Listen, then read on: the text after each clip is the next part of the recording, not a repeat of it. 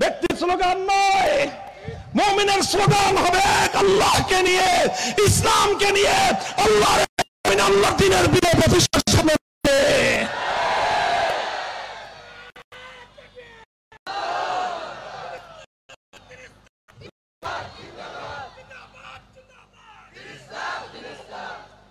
উহুদ গেল, খন্দক গেল, 3000 সাহাবায়ে কেরামকে নিয়ে আল্লাহর নবী দিনের পর দিন পেটে পাথর বাঁধলেন।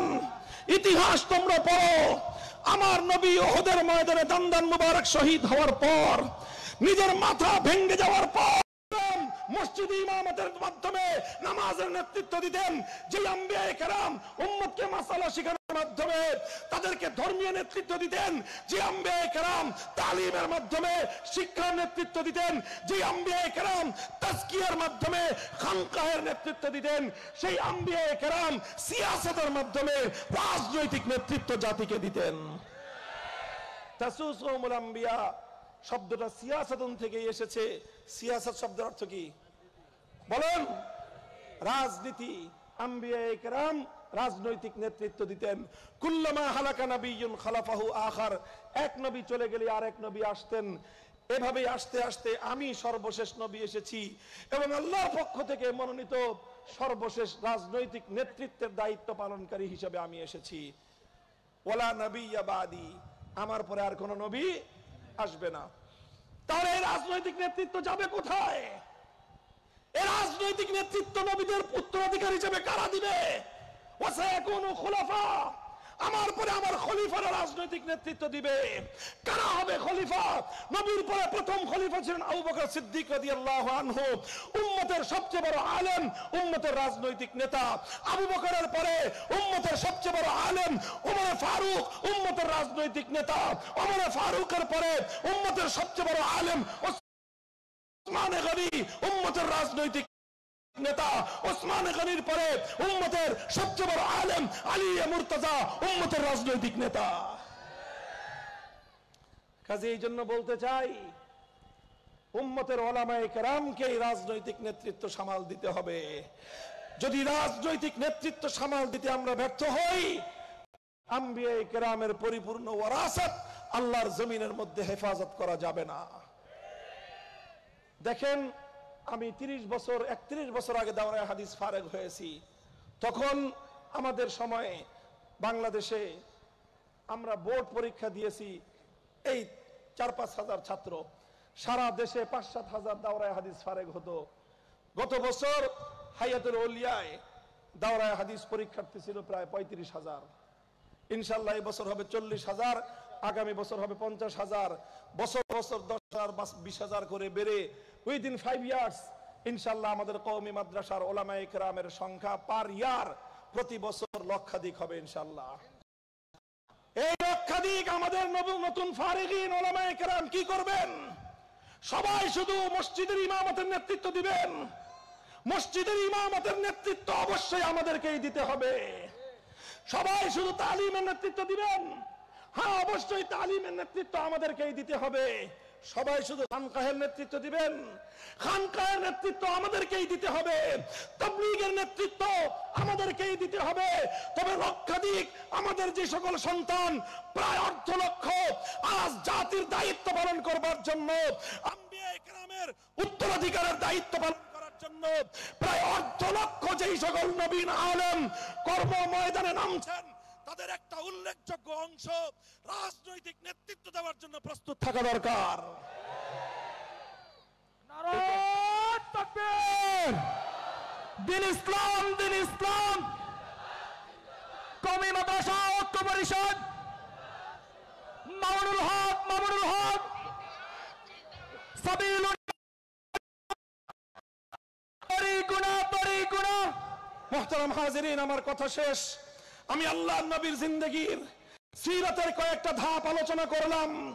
আমার নবীর হাদিসের একটা গুরুত্বপূর্ণ শিক্ষা আপনাদের সামনে আমি আলোচনা করলাম। লা ইয়াশবাল মুমিনু মিন খাইরিন হাত্তা ইয়াকুনা মুনতাহাল জান্নাহ। আমাদের পূর্বপুরুষরা 190 বছর ইংরেজদের বিরুদ্ধে যুদ্ধ করেছেন, হাল ছাড়েন নাই। বালাকোটে রক্ত দিয়েছেন, হাল ছাড়েন নাই। সামিলের রণাঙ্গনে শহীদ হয়েছেন, হাল ছাড়েন নাই। 1866 সালে দারুল উলুম দেওবন্দ কায়েম করেছেন, হাল ছাড়েন নাই। 1920 সালে তাহরিকে রেশমি রুমাল করেছেন, হাল ছাড়েন নাই। মাল্টার আন্দামান দ্বীপে শাইখুল ইসলাম বন্দিত্ব বরণ করেছেন, হাল ছাড়েন নাই। 1947 সালে ব্রিটিশ বিতাড়িত হয়েছে, হাল ছাড়েন নাই। বাংলার উলামায়ে কেরাম রক্ত দিয়ে, জীবন দিয়ে দিল্লির সঙ্গে লড়াই করে, কলকাতার সঙ্গে লড়াই করে এই বাংলার পবিত্র মাটিকে দিল্লির আবির্ভূত করেছেন। 47-এর অর্জন মুসলমানদের জন্য আলাদা ভূখণ্ড অর্জন। 47-এর দেশ বিভাগ ইসলামের নামে মুসলমানদের জন্য আলাদা দেশ অর্জন। হ্যাঁ, আমার নতুন প্রজন্মের সন্তানেরা মনে রেখো, 47-এর দাবি থেকে আমরা পিছপা হতে পারবো না। আজকে জুলাই সনদ স্বাক্ষরিত হয়েছে, তোমরা জানো। অনেকে বলে জুলাই সনদে কি আছে, হুজুররা আবার জুলাই সনদের পক্ষে মাঠে নামলেন কেন? আরে জুলাই সনদের পক্ষে আমরা এজন্যই কথা বলছি, 1971 থেকে 2024 সাল পর্যন্ত 53 বছর 47-এর দেশ বিভাগকে অস্বীকার করা হয়েছিল। বলবেন 47 সালের দেশ বিভাগটা আবার কি?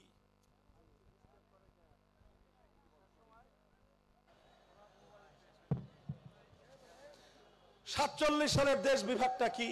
47 সালের দেশ বিভাগটা পরিষ্কার। জাতি, দুই জাতি, দ্বিজাতি তত্ত্বের ভিত্তিতে 47 সালে দেশ বিভক্ত হয়েছিল। মুসলমানরা বলেছিল আমরা একটা ভূখণ্ড চাই যেখানে অন্য কোন মতবাদ বাস্তবায়িত হবে না, কোন ইজম চলবে না, সেখানে আল্লাহ পাকের পক্ষ থেকে প্রদত্ত ইসলামী শরীয়তের ভিত্তিতে রাষ্ট্র চলবে, কোরআনের সংবিধান কায়েম হবে, নিজামে ইসলাম বাস্তবায়ন হবে। এর নাম হলো 47। আলহামদুলিল্লাহ, বাংলাদেশের স্বাধীনতার 54 বছর পরে এসে আজ ঐক্যমতের ভিত্তিতে সব রাজনৈতিক দল বাধ্য হয়েছে জুলাই সনদে স্বাক্ষর করতে। সেই জুলাই সনদের মধ্যে 1947 সালের দেশ বিভাগকে বাংলাদেশের আগামী দিনের অন্যতম মাইল ফলক হিসেবে প্রমাণ করা হয়েছে, স্বীকৃতি প্রদান করা হয়েছে। জুলাই সনদের মধ্যে 2013 সালে শাপলা চত্বরে নবী প্রেমিক তাওহীদি জনতার, নবী প্রেমিক হেফাজতে ইসলাম আলেম ওলামাদের অক্লান্ত ত্যাগ এবং কোরবানির বদৌলতে অর্জিত বিজয় এবং শাহাদাতের স্বীকৃতি প্রদান করা হয়েছে জুলাই সনদে। কাজে এই জন্য আমি রাজনীতির কথা বলবো না, তবে এই কথা আমাকে অবশ্যই ফেব্রুয়ারিতে যদি নির্বাচন হয়, আর সেই নির্বাচনের সাথে যদি গণভোট হয়, জুলাই সনদের গণভোট যদি হয়, বাংলার প্রতিটি মানুষকে হাতে ধরে পায়ে ধরে তাদেরকে কথার প্রতি ক্যাম্পেইন করতে হবে। যে কোনো মূল্যেই জুলাই সনদকে হা মাত্রে হা বাক্সে ভোট দিয়ে জুলাই সনদকে জয়যুক্ত করতে হবে। এটার জন্য আমাদেরকে ঐতিহাসিক দায়িত্ব পালন করতে হবে। প্রস্তুত থাকবেন ইনশাআল্লাহ। আমি বলছিলাম 47-এ দেশ বিভক্ত হলো, আলেম ওলামা বসে থাকেন নাই। 71-এ মুক্তিযুদ্ধ হলো। বসো বসো, এখানে আসলে মাইক ঠিক করতে। এখন 71 সালে মুক্তিযুদ্ধ বিজয় অর্জন হয়েছে, আলেম সমাজ বসে থাকে নাই, জুলুম নির্যাতন সহ্য করেছে, কারাগারের অন্ধকার প্রকোষ্ঠ বরদাস্ত করেছে। বছরের পর বছর, দিনের পর দিন আমরা কারাগারের অন্ধকার প্রকোষ্ঠে সীমাহীন জুলুম নির্যাতন সহ্য করেছি, বর্বরতম আচরণ সহ্য করেছি, অসম্মান, অপমান, লাঞ্ছনার গ্লানি আমরা বরদাস্ত করে নিয়েছি। কিন্তু আল্লাহর কসম খেয়ে বলি, দেশ জাতি ইসলামের প্রশ্নে স্বৈরাচারীর সামনে মাথা নত করি নাই। আমাদের পূর্বপুরুষদের থেকে আমাদের পর্যন্ত অব্যাহত এই ইতিহাস, ধারাবাহিক এই ইতিহাস। 2013 সালে আমাদের ওলামায়ে কেরাম নেতৃত্ব দিয়েছিল নবী প্রেমিক তাওহীদি জনতা। 2013 সালে রক্ত আর জীবন দিয়েছিল। 2021 সালে নরেন্দ্র মোদী মুসলমানদের নরঘাতক মোদী বিরোধী আন্দোলনে জীবন আর রক্ত দিয়েছিল বলেই 24 জুলাইয়ের বিপ্লবের ভিত তৈরি হয়েছিল। 24 জুলাইয়ের বিপ্লবে দেশকে রক্ষা করার জন্য অন্যায়ের বিরুদ্ধে ফ্যাসিবাদকে মোকাবেলা করার জন্য 100-এর উপর আলেম এবং মাদ্রাসার ছাত্ররা জীবন দিয়েছে। অথচ এই আন্দোলনে সম্প্রদায় হিসেবে কওমি মাদ্রাসার আলেম ওলামাদের ছাত্রদের কোনো স্বার্থ জড়িত ছিল না। যখন আমাদের ছাত্ররা মাঠে নামলো, সাংবাদিকরা, প্রশাসনের লোকেরা জিজ্ঞাসা করে, আন্দোলন চলছে, কোটা বিরোধী আন্দোলন, এই কওমি মাদ্রাসার ছাত্র তোমরা নামছো কেন? তোমাদের তো চাকরি নাই, আবার কোটা কি? তোমরা তো চাকরি পাও না, কওমি সনদে তো কোনো সরকারি চাকরি নাই, তো কোটা থাকলেই কি, কোটা না থাকলেই কি, তোর কি বেটা? আলহামদুলিল্লাহ, আমাদের ছেলেরা জবাব দিয়েছিল, আমরা কওমি মাদ্রাসায় স্বার্থবাদিতার শিক্ষা হাসিল করি, নিজেদের স্বার্থ উদ্ধারের জন্য আমরা মাঠে নামি নাই। আমরা মাঠে নেমেছি জুলুমের মোকাবেলা করবার জন্য। তোমরা আমাদের ভাই, যে সকল ভাইয়েরা ভার্সিটিতে পড়ে ওরাও আমাদের ভাই, কলেজে পড়ে আমার ভাই, স্কুলে পড়ে আমার ভাই, আলিয়া মাদ্রাসায় পড়ে আমার ভাই। আমার ভাইদের বুকগুলোকে জুলুম করে, অন্যায় করে, বুলেটের আঘাতে ঝাঁঝরা করেছে। আমার ভাইয়ের রক্তের বদলে নেওয়ার জন্যই আমরা মাঠে নেমেছি। নারায়ে তাকবীর, নারায়ে তাকবীর। জিহাদ জিহাদ জিহাদ চাই, জিহাদ করে বাঁচতে চাই। দিয়েছি তো রক্ত, রক্তের বন্যা। নারায়ে তাকবীর। আমি আপনাদেরকে আখেরি কথা বলে বক্তব্য শেষ করতেছি। আল্লাহর পয়গম্বরের জিন্দেগীর উসুল, নবী সিরাতুন নবীর অন্যতম মৌলিক নীতিমালা হলো, যতক্ষণ পর্যন্ত চূড়ান্ত গন্তব্য পর্যন্ত না পৌঁছি ততক্ষণ পর্যন্ত আমাদের থেমে যাওয়ার সুযোগ নাই, তৃপ্ত হওয়ার সুযোগ নাই, পেছন ফিরে তাকাবার সুযোগ নাই। জিজ্ঞাসা করতে পারেন আমাদের চূড়ান্ত গন্তব্য কি? আমাদের চূড়ান্ত দুইটা গন্তব্য। কয়টা বলেন? কয়টা? একটা পরকালীন গন্তব্য আর একটা ইহকালীন গন্তব্য। পরকালীন গন্তব্য কি? হাত্তা ইয়াকুনা মুনতাহাহুল জান্নাহ, জান্নাত পর্যন্ত পৌঁছবো, তারপরে আমার সংগ্রাম সমাপ্ত হবে। এটা হলো পরকালীন গন্তব্য। ইহকালীন গন্তব্য হলো লা ইয়াবকা আলা যাহরিল আরদি বাইতু মাদারিন ওয়ালা ওয়াবারিন ইল্লা আদখালাহুল্লাহুল ইসলাম ইম্মা বিইজ্জি আজিজিন ওয়া ইম্মা বিযুল্লি যালিল। যতক্ষণ পর্যন্ত আল্লাহর জমিনের প্রতি ইঞ্চি মাটিতে দ্বীনের ঝান্ডা উড্ডীন না হবে, যতদিন পর্যন্ত এই জমিনের প্রতি ইঞ্চি মাটিতে আল্লাহর দ্বীন বিজয়ী না হবে, যতক্ষণ পর্যন্ত এই জমিনের প্রতি ইঞ্চি মাটিতে আল্লাহ শাসন ব্যবস্থা পূর্ণাঙ্গ রূপে বাস্তবায়িত না হবে, ততদিন পর্যন্ত আমাদের পথ চলা চলবে ইনশাআল্লাহ। এই জন্য হে মুসলমান, একটা পয়গাম দিচ্ছি সব জায়গায়, বিশেষ করে আমার দেশের মানুষকে বলতেছি, অনেক রঙের বাংলাদেশ তো দেখলেন, একবার আমরা দেখলাম সোনার বাংলাদেশ, সোনার বাংলাদেশের গল্প শোনালেন একজন, তারপরে দেখলাম গোলামীর বাংলাদেশ, এরপরে আরেকজন এসে বললেন নতুন বাংলাদেশ, দেখলাম কি ওই পুরান জিনিস, নতুন নতুন মোড়ক। এরপরে আরেকজন আসলেন, বললেন সবুজ বাংলাদেশ, দেখলাম সব ধূসর।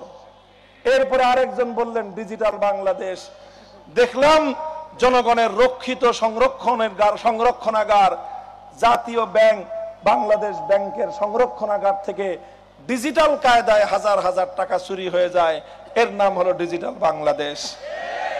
আমার বাংলাদেশের প্রবাসীরা মাথার ঘাম ফেলে রেমিটেন্স পাঠায়, আমার দেশের মেহনতি মানুষ, কুলি শ্রমিক মজদুররা কষ্টার্জিত পয়সা পাই পাই করে ট্যাক্স দিয়ে দেশের সম্পদ গড়ে, সেই টাকা ডিজিটাল কায়দায় বিদেশে গিয়ে বেগম পাড়া হয়ে যায়। এছাড়া আর কোন ডিজিটাল দেখি নাই আমরা। এজন্য বলতে চাই, এবার সোনার বাংলাদেশ দেখা শেষ, নতুন বাংলাদেশ দেখা শেষ, সবুজ বাংলাদেশ দেখা শেষ, ডিজিটাল বাংলাদেশও দেখা শেষ। এবারে আমরা একটা বাংলাদেশ দেখতে চাই, সে বাংলাদেশ হলো ইসলামের বাংলাদেশ, আল কোরআনের বাংলাদেশ, খেলাফতের বাংলাদেশ। নারায়ে তাকবীর, নারায়ে তাকবীর। আগামীর বাংলাদেশ, আগামীর বাংলাদেশ, বাংলাদেশ, নারে তাকবীর। আজকের সম্মেলন এই ইসলামের বাংলাদেশ শুধু স্লোগান দিয়ে হয়ে যাবে না, হ্যাঁ? শুধু স্লোগান আর মুখের কথায় চিরে ভিজে যাবে? এই জন্য ঘাম ঝরানো পরিশ্রম করতে হবে, মানুষের কাছে কাছে দাওয়াত নিয়ে যেতে হবে। রাজি আছেন? শুধু ঘাম দিয়ে ইমানের সফলতা আসে না, মুমিনের পরিশ্রম। রাতের অন্ধকারে চোখের অশ্রু ছেড়ে খোদার কাছে ফরিয়াদ করতে হবে। করবেন তো ইনশাআল্লাহ? মনে রাখবেন, শুধু ঘাম আর অস্ত্র দিয়ে কোনোদিন বিপ্লব আসে না। ঘাম আর অস্ত্র দিয়ে বিপ্লবের জন্য পরিবেশ তৈরি হয়, ঈদগাহে তৈরি হয়। যখন ঘাম আর অস্ত্র দিয়ে উঠবে, সেই আল্লাহর দ্বীনের জন্য, দ্বীনকে বিজয়ী করার জন্য, কোরআনের হুকুমত কায়েমের জন্য, নেফাজে শরিয়াত, নিজামে শরিয়াতের জন্য, শহীদি ঈদগাহে প্রয়োজনে মাথায় কাফনের কাপড় পরে শাহাদাতের রক্ত দেওয়ার জন্য কারা কারা প্রস্তুত থাকবো? হাত তুলে শপথ করো। নারে তাকবীর। সাবিলুনা সাবিলুনা, তরিকুনা তরিকুনা, নারে তাকবীর। জিহাদ জিহাদ জিহাদ চাই, দিয়েছি রক্ত, রক্তের বন্যায়, নারে তাকবীর। দিন ইসলাম, দিন ইসলাম। আমি মাদ্রাসা ঐক্য পরিষদ। এগুলা শুধু জজবা, মুখের কথা না শপথ? বলেন শপথ, অঙ্গীকার কার কাছে? আল্লাহ পাক রব্বুল আলামিন আমাদের এই শপথ, এই বায়াত আল্লাহ কবুল করেন। সুবহানাল্লাহি ওয়া বিহামদিহি, সুবহানাকাল্লাহুম্মা বিহামদিক, আশহাদু আল্লা ইলাহা ইল্লা আনতা আস্তাগফিরুকা ওয়া আতুবু ইলাইক। ইয়া হাইয়্যু ইয়া কাইয়্যুম বিরহমাতিকা নাস্তাগীস, أصلح لنا شأننا كله ولا تكلنا إلى أنفسنا طرفة عين।